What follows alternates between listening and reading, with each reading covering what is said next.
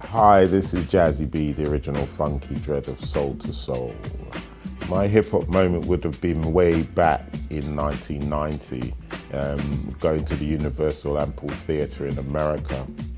During that particular period, Soul to Soul had just launched itself on America, and we were invited to a hip hop gig.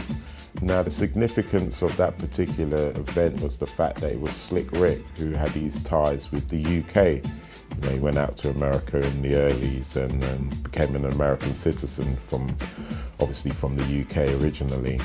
And within his raps and his rhymes, he would obviously add his little UK or English twang to it all, which again made it even more significant for us as Soul to Soul and being at that particular gig.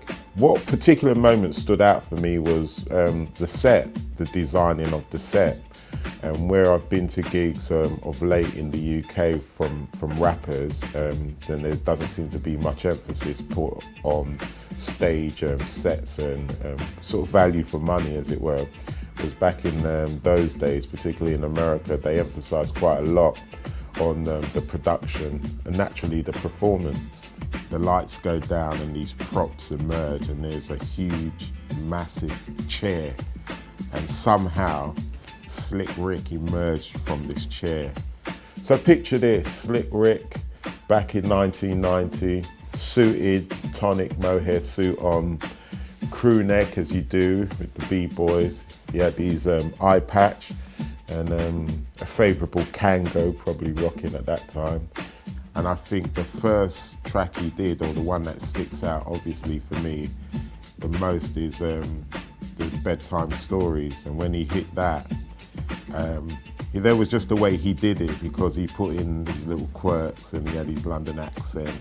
And obviously at that period of time, Soul to Soul had just managed to do their thing, as it were, and we were on the cusp of greatness. And in saying that, we were surrounded by greatness at that time. And one of the things I also remember was just looking around me and not only the sight of blackness, the feel of the blackness, the depth of it, and that energy of real true hip hop. It really was a hip hop moment for me. Also being able to see LL Cool J, and a lot of these guys were in their environment as well.